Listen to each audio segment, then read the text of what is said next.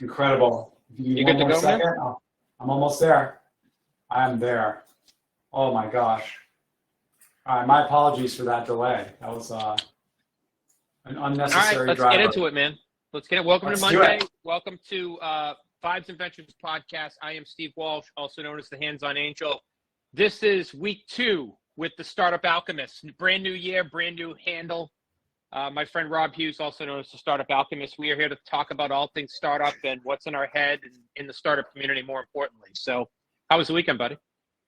Very good, very productive. I'm going to try not to move too much because it seems like my camera is being a little funky today, but we're going to This is do our slow best. motion, Rob. Rob's just going to pan to the. You know what you are? Welcome to Disney's Hall of Presidents.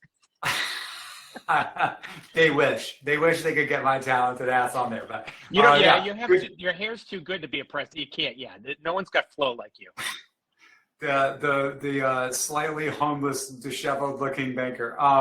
Yeah, really good weekend. Filmed some new content. Had moved some things forward, which was incredible. And then always a delight on Mondays to be trading notes with you. Like, okay, what from our text thread is going to get presented on the show? Because it's just turned into us sharing ideas for the show. And I came up with an idea today that might be good for both of us. We should bookmark the content that we're going to spotlight. Save us some time. Interesting. Although it's not always, the content doesn't always come from our conversations on X. Like some of the stuff is just random. I think we just reference it sometimes. More often than not, we're referencing it. Yeah. Okay. Sure. What's let's start off with my 3 things, Rob. What's your first thing? I was going to let you lead the way for my 3 things today because I'm playing off of you. Yeah. I will lead the way. So the first one, I don't have a visual on this one, but I do on my others. The first one is what I like to call alignment between generations of founders and, more importantly, the founders and fundraising community. I'm seeing this pop up a lot more. And it's, folks like you and I, and there's the boomers, then there's generation, Generation X, then there's Z, then there's Y. You forgot my generation, the millennials. Millennials, sorry. There seems to be a misalignment between the generations as it relates to expectations, deliverables, and at time, honestly, Rob, work ethic of what grinding means and what tenacity means and how long, whether you're building a startup or not, how long shit takes. It just does. Yeah. And whether that's building a relationship, building a brand, building a startup, I don't see alignment between the generations. And maybe that's me being an old gray-haired dude, but I'm seeing it rear its head more often where folks, and I've got 2 Gen Z kids in my house, not in my house, but one's in California. And at times it's like, dude, I'm fucking grinding. And I'm like, it's almost like that Seinfeld episode where Kramer goes and gets a job and he's yelling at Jerry, and Jerry's like, what's wrong with you? He's like, it's my crazy time of year. And he's like, dude, it's your 3rd day. I kind of feel like that sometimes where there's just this impatience of why hasn't it happened yet? I'm like, you built it 5 minutes ago. The average startup takes 2 years to not die.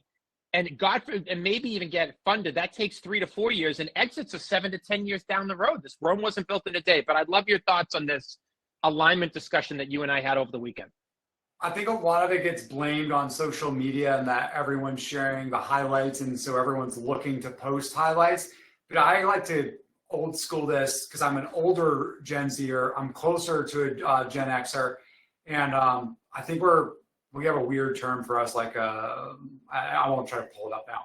The thing I would like to blame it on is RPGs, role-playing games. And so our entire generations have grown up on this idea of progress and visually being able to acknowledge like how far you've come along. And even so many games and platforms and are built around this idea of gamification. And that kind of originated in many ways from the RPG culture of you create a character, you get to build that character and watch it progress through the life cycle of the game. And as you're getting some dopamine reward for every time, you progress, and it starts off like fast and furious, lots of progress. And then it slows down as they slow that trickle down to get you to use more and more time on the game. And then eventually it just dries up. I think the problem is like real life is inverted from that. it's not a lot happening in the beginning, and then a lot of things happen later on. So the more you accomplish, the bigger your network, the better your accomplishments, the more opportunities you're getting. Things tend to speed up as you go along. In the beginning, not so much is going to happen, and you can feel like if you're in an RPG culture, you feel like this is how it's supposed to happen. It can be a little bit disorienting when nothing is apparently happening. There's no progress that's so evident that you can't deny it. It gets hard to reconcile with your reality of like, hey, I'm grinding away over here and I've been doing it for 3 months and oh my gosh, I have no progress to show for it. I was on a call. Sorry, I'm going to grandstand here for a minute if you're okay. By the way, Rob, you're frozen for a second. You might want to turn your camera on and off. You're frozen. Oh God, I look stupid on it too. Hold on. There we go. There you go. Oh my gosh. You gotta be kidding me. Why do I get a Mac if the Mac doesn't want to work? What if I share my screen? Let me share my screen and see if that helps. Go ahead. The point was, I was on a call with one of my mentees this past week, and he had been in this status of like consistently changing, like trying to change jobs, change roles, get things going that way. And I told him like, stay in place for a little while, stay in place long enough to make it stick. And now that's not going to work. That's cool. Okay, this one will work as well. All right. So, and I told him stay put for long enough to see what happens. And then we did an update call this past week. And the thing that he wanted for a role is now what he's going to be getting. And it was exactly in the timeline that he anticipated, like 2 years. It was what the employer promised him. Great role. And he kept shifting around and trying to move and trying to, get out of the mode he was in into another mode. And that wasn't helping him. And now he has the thing he wants. He has he's got the role that he actually wanted to get. And it was like, it wouldn't have happened if he kept, shifting around, trying to do things, trying to get around. Okay. It's like fine wine, man. Good things take time. Absolutely. There's a seismic shift happening in people approaching health. The hustle era is ending. Working 16-hour days, surviving on coffee and willpower, wearing sleep deprivation as a badge of honor. These aren't markers of dedication anymore. They're red flags of outdated thinking. I sent this to you, and then this was like spurred on by this conversation that we were having, this side conversation around, generational shifts. And I think there's also not only a generational shift, but within generations, there's more emphasis being placed on, this sort of holistic approach to yourself as a person, not just a working person, but as a whole person, and that impacting your outputs. And this sort of hustle era, and I'm doing air quotes right now. If my camera wasn't being so stupid, you would all see my stupid face doing air quotes. And this is sort of a shift that's happening where there's almost like the remote work versus office work dialogue or competition or whatever debate we're having. The seismic shift between hustle and work-life balance, and that may be along generational lines that probably has some overlap there. That's a discussion that everyone's having right now or thinking about, and rightfully so, because it's informing the work that we're doing, how we're doing it, and the outcomes that we're getting. Interesting. Yeah, I think it's I think what happens, at least for you and I, what's happened over the last 4 or 5 years that I've known you and done stuff with you, Rob, is my work and my life have done this.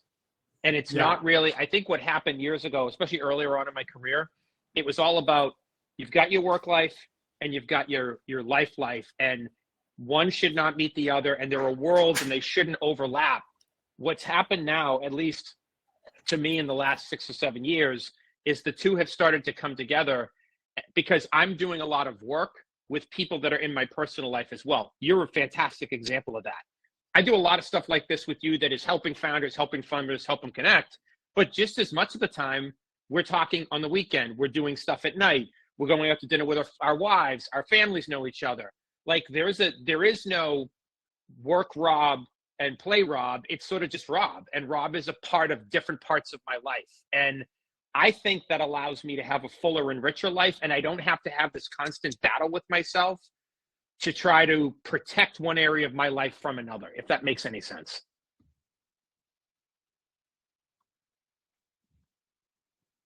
You're on mute now, dude? Rob? Total technical nightmare today.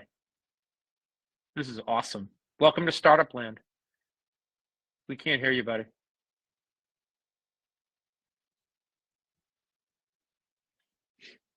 We got to get Rob's setup all redone. This is awesome. One of my friends in the chat's like, welcome to Mondays. I'm like, welcome to Startup Life. It's just what happens.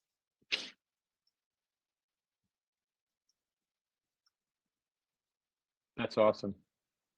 Let me just send him a text, a note. Hang on. This is so weird. Now we can't hear him either. Huh. Oh, no, he's going to leave and come back in. We'll see what's up. We're still recording here. Let's see. Yep, we are.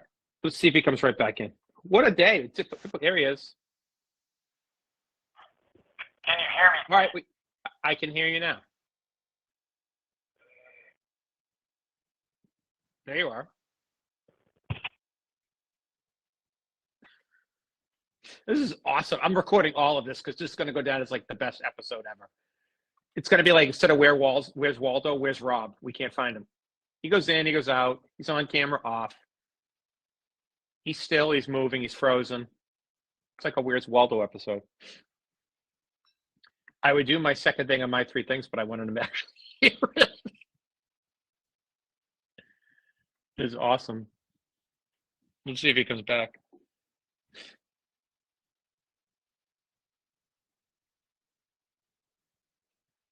For those that just joined, thanks for joining us. We actually are having some technical difficulties today, so Rob has had to go out and come back in a couple times, so we're trying to get him back on right now as we speak.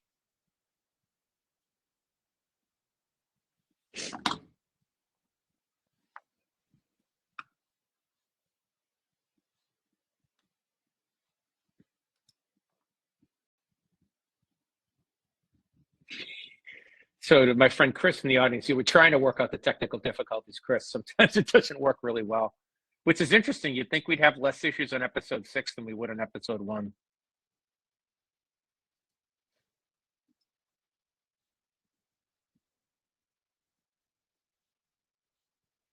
Let's see, nothing, no DM. I'm looking for a text from him right now. See if we can get him back on.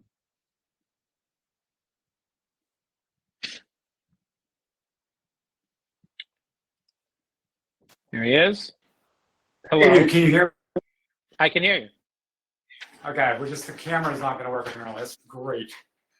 We lost all the momentum. Anyway, the conversations we have post gym while you're walking is just probably the highlight of my week. I'm gonna pump into the second one while we still have me on the thing, if that's okay. You're good. Go ahead, man. This is like incredible. The Gen Z and alcohol, a fading bond. Look at these statistics. Boomers spent $25.09 billion last year. Compare that to Gen Z at 3.13. You're talking about a difference between millennials and Gen Z spending money on alcoholic beverages last year. It's about 85% less. It's incredible how much of a delta they've created. Gen Z, out of nowhere, from the top rope, bucking the trend of prior generations, is not drinking. But I think there's a very unique nuance here, Rob, that this chart doesn't talk about. It's the impact of cannabis being legalized and their propensity to use cannabis. Absolutely, that is not getting tracked on here. I'm not sure where we could find that data, but a really interesting trend. And we're talking about hosting events, doing a lot of things together in 2025, including getting my camera to work on Entra. But one of the things that we have to think about while we're doing this, and we're talking to this next generation of entrepreneurs that are coming up, how they like to interact socially in social scenes. What is the cultural norms have always been, let's get a couple of drinks, let's have some mixed drinks, some seltzers, some beers, whatever is there, and almost like liquid courage or social lubrication or something like that. That's no longer, alcohol no longer has that seat anymore. That's a behavioral change that I don't think a lot of people saw coming. Interesting. And the other thing is, part of that though, Rob, is the people in a lot of cases they're pitching to aren't their generation. They're your generation, they're my generation. So you have to nuance that as well to make sure you're not swinging the pendulum so far that you show up at an event and folks that look like you and I are like, yeah, I'd like a glass of wine, please. That's great you have club soda, but I'm an adult. I actually do like a glass of wine. Also, the mocktails are wildly overpriced, in my opinion. Oh yeah, absolutely, absolutely. That was a good one. You showed me that chart. I was floored that is actually happening. But I do think, because I have kids this age, I do think a large portion of it is being replaced with edibles, cannabis, vaping. There are a lot of other influences, I'd say, impacting the alcohol spend at that generation. So we're not going vice-less. We're just changing the vector of the vices. I just think the vice is just different today. I just do. Yes. Yeah, I agree with that. Just like 10 years ago, you would have never had a hard seltzer. Now there are 50 of them. Yeah, absolutely. And there's a new one popping up every week that promises to upend the market and take away market share from the big players. And it's just, I agree with that. I mean, the hard seltzer is an emergence over the past couple of years that I don't think a lot of people anticipated. I don't think a lot of people saw the trend in the drop in money being spent by the Gen Zers. I didn't see that coming. I don't think a lot of people did, but pretty interesting. It'll be like, what's the generation after Gen Z? They're coming up now. I don't know. That's a good question. Yeah. So I'll jump into my, I'm going to jump into my next one. It speaks to early stage founders doing regular investor updates. And what I mean is either monthly or quarterly or any type. I actually did a poll. I did a survey and a poll, but the survey was of my 66 portfolio founders that I backed. And I look at every investor update I get. I did a survey of how many of them do any updates of any kind, Rob, not just monthly or quarterly, ever. The number's actually under 50%. It's like 48%. No. It's extremely sad. And these are some of the most amazing founders you would ever want to meet. They're buttoned up, they crush. But some of them, about half of them, do not do investor updates. And I think it's such a missed opportunity for founders to try to get back in front of their audience and people that are their biggest fans, people that wrote them checks and gave them money. So, and I'll give you an example here. I'm going to share my screen. And again, this is an example of one of my founders. You can see my screen, right? Rob, can you hear us?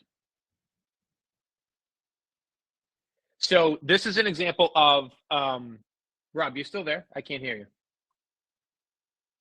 You're muted again. Okay, I'm gonna go anyways. So this is an example of one of my founders, Rook Motion. My friend Marco Benitez is the CEO. They're a Techstars company. I get an update from him just about every single month, religiously. And they have raised millions of dollars. They're gonna do $1 million in revenue this year. And every investor update is structured the same. First, we have announcements. Anything that's happened since the last update, they want to announce new customers, new launches, etc. Then they talk about their go-to-market because they're still an early-stage company being under 2 years. Here's their go-to-market and what markets they're going after. Any insights they've learned from their go-to-market. Any product updates that are happening on the product, so giving different updates on their product. Any challenges. These guys are really transparent about challenges they're having in their business and what's impacting their ability to grow faster. They always, always, always have an ask. Here's where you can help us. Here are introductions you can make. Here's the type of companies we want. And then last but not least, they always have their KPIs, their key performance indicators.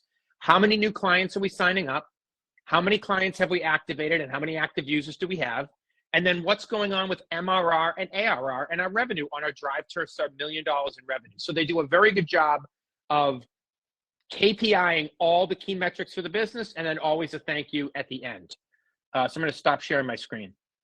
Rob, can you hear us again or no? We can't hear you.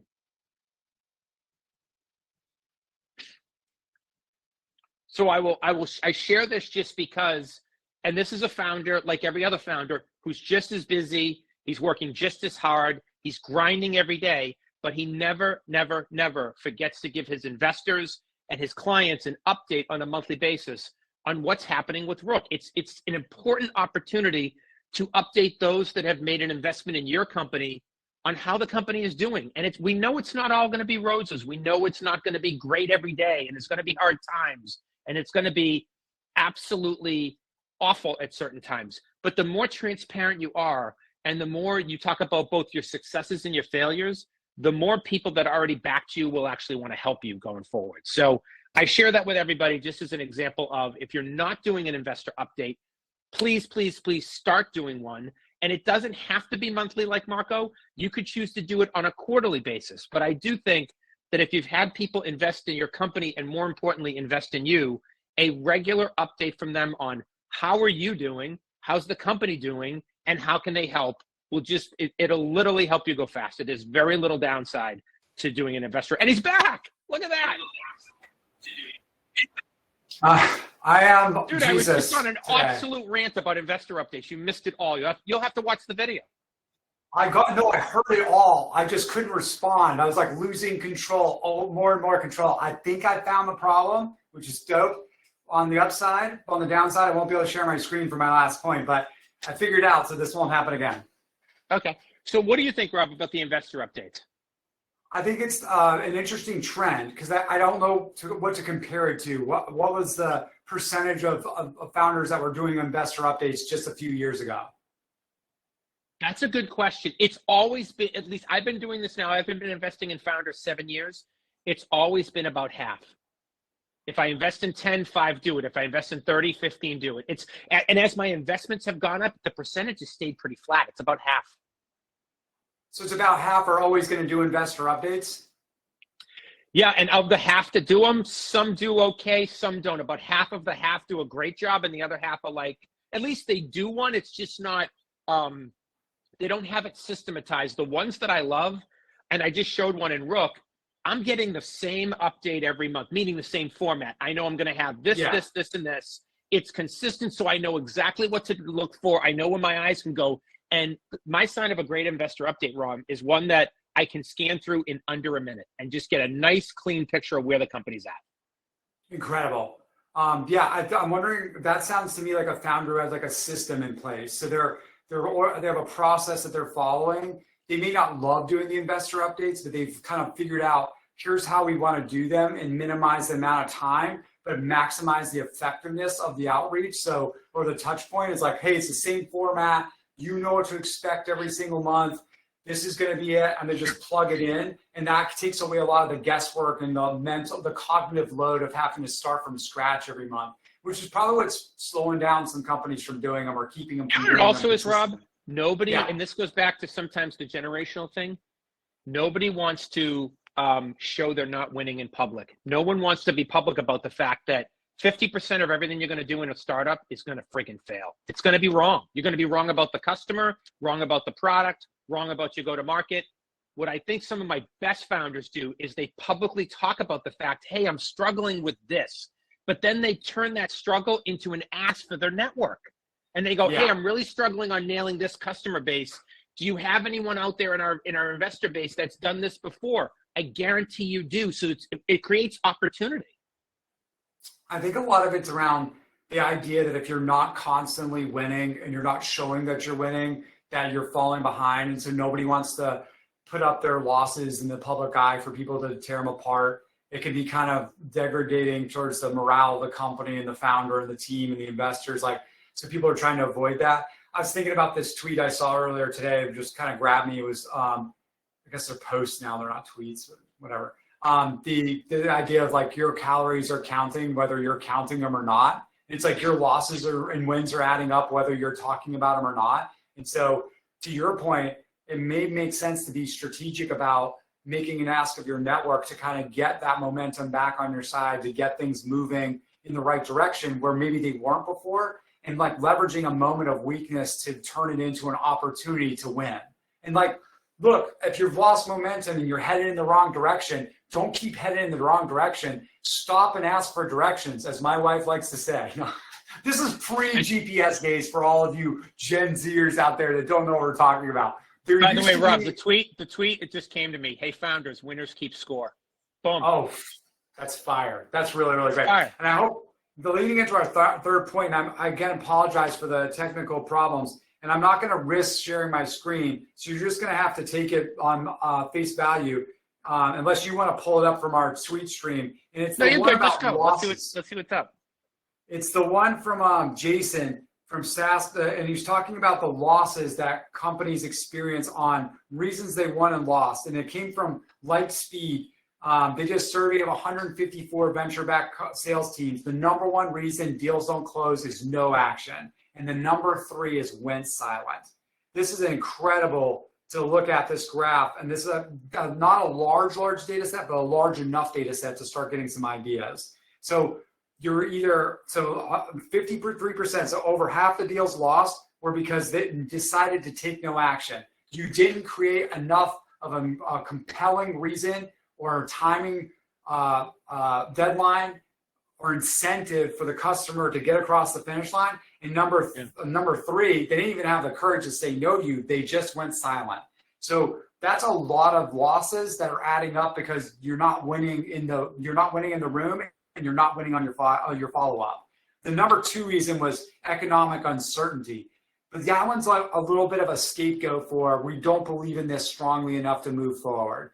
But if you can control the number 1 reason and the number 3 reason, you're probably going to do a much better job of getting converted customers, getting those sales up and running, and have a better time overall in your growth strategy versus not understanding why you lost the deal, which is that killer. That third one's a killer. You don't even know why you lost. And so you're left wondering, was it our strategy or was it our execution? You don't know which is the reason you lost. Was it our product? Why did we lose? And then that question mark can grow into this uncertainty, which leads to slower movements, which leads to less understanding of what broke down the process, which you don't get to learn from that loss. You're just taking a loss, You're suffering in silence. So the tweet I just got out of this is, hey, founders, remember, time kills all deals.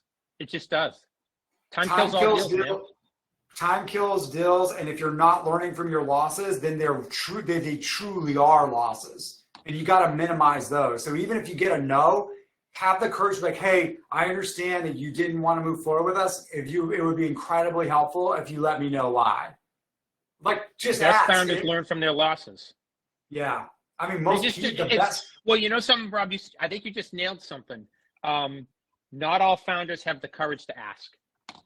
They don't want to know the truth. Not all people have the not courage just founders. to ask. I would say not all people have the courage to ask. Like what I say to everybody, and you know me well enough to know this, what I say to everybody all the time is just be very careful. The one question you actually can ask me that I will answer honestly is, what are you thinking? Good or bad, you're going to get an answer from me. And it's not always, you know what I'm saying? It's not always going to be popular.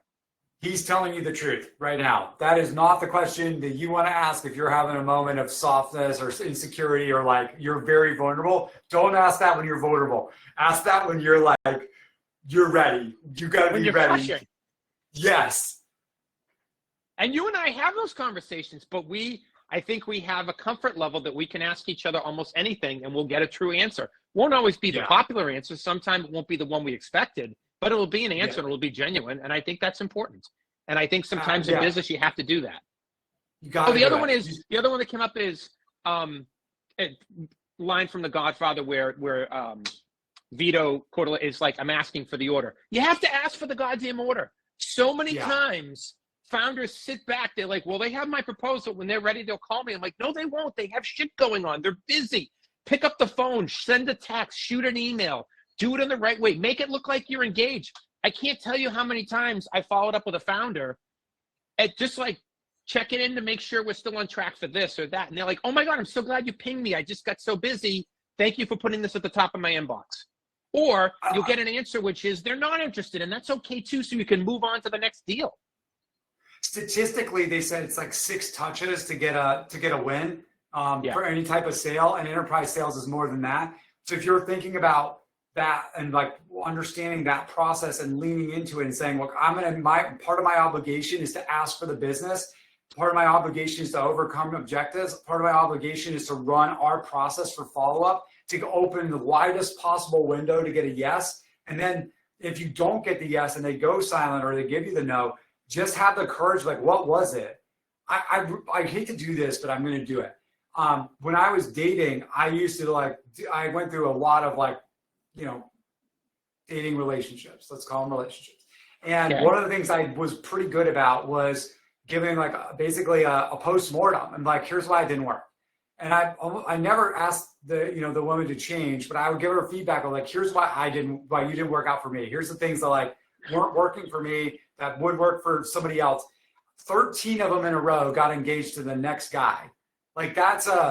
They took the feedback and okay, that's helpful. None of them changed a bit as far as I could tell, but they found people that were more Do you think aligned. it could have been you? Is there a chance it could have been you? That's what I was saying. I was like, it's You me. gave him the it's not me. You gave him the it's not me, it's you.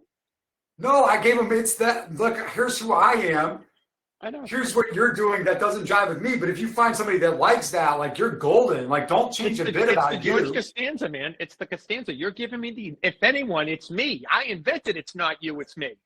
Yeah, I was just giving them the thing. But if you can get that from customers or people that won't become customers, and they can give you that real insight of here's what didn't work for me, that can be way better than a yes sometimes, because you're getting the valuable feedback that you need to either change your approach, change your execution strategy, or understand that maybe this type of prospect isn't really the type that I should be going after.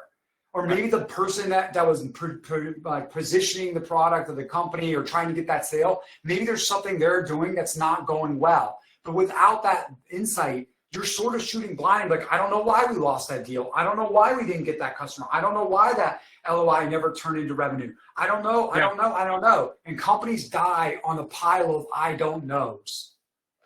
Good. That's a good one right there. So I am I would tweet that right now. Companies die in a pile of I don't knows. That's friggin' fire. That's awesome.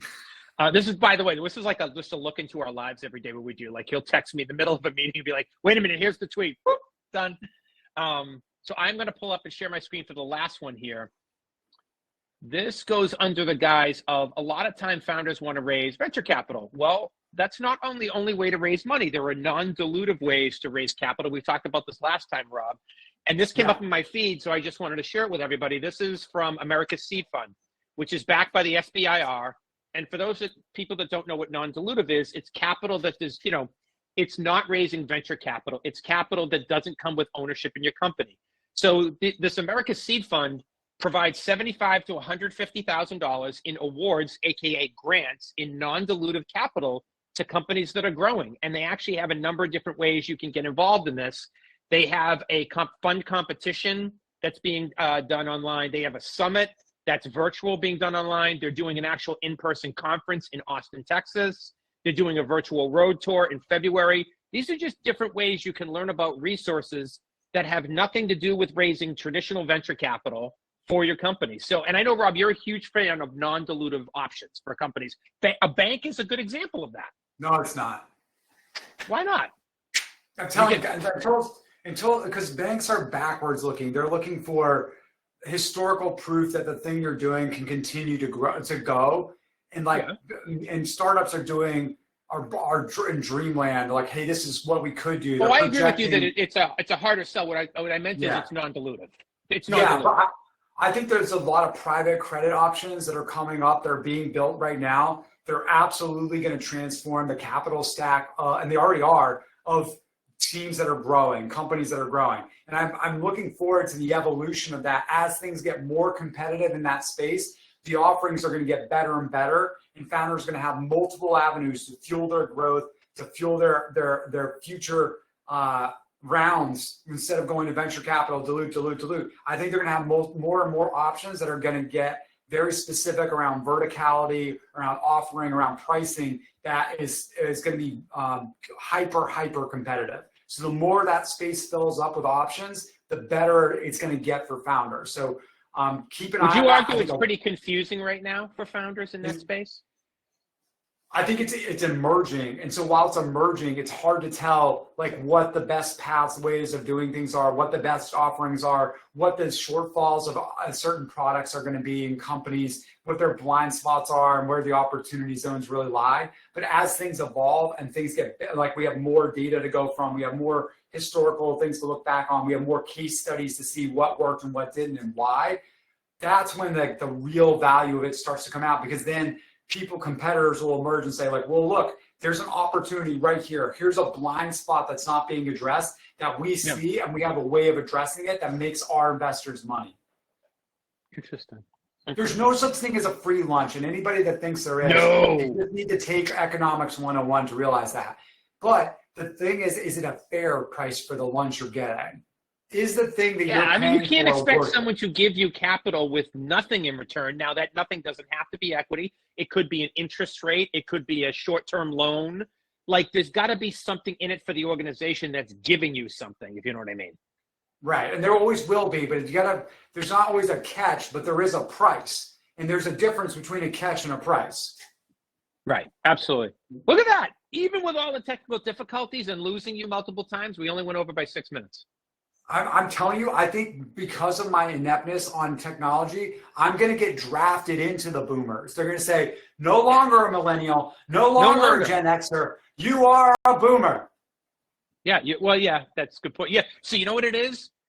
You're a millennial that acts, you're an old soul. You're a millennial that acts like a boomer, that wants to be a boomer deep down. I got the name of it. It's a geriatric millennial. That's the name of my small cohort. That's exactly. Yeah, that's what they call us. You're a geriatric millennial. We're supposed to be Gen Xers, but we just squeezed into millennials, and like they're not really millennials. How about the fact the best part for me is this is all documented on video of the millennials struggling with technology while the Gen Xer is just crushing. Anyways, I'm just saying. Anybody who knows me will be like, yeah, that's all. That tracks. That's real. That does track. That does. You're like, wait a minute. Let me get my screen. Hold on. What about my setup? No, it's just so annoying. When I tell you about this offline, what went wrong, you're like, oh my God, are you kidding me? Awesome. But it's going to track. Okay. Well, that was, thank you for everyone that joined us today live. Welcome to Startup Land, man. You never know what you're going to get, and shit just happens, and you got to roll with it, and you got to persevere, Rob. This is a great example of, persevering, working through it, getting to the other side. It's what founders do every day. It's what we have to do. So thanks to those that took the time to join us. Thanks to my friend Rob Hughes, the Startup Alchemist, and I am Steve Walsh, the Hands-On Angel, and we will see everybody next time. Thanks for joining us.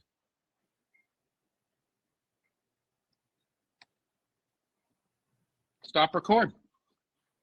The stop record takes forever.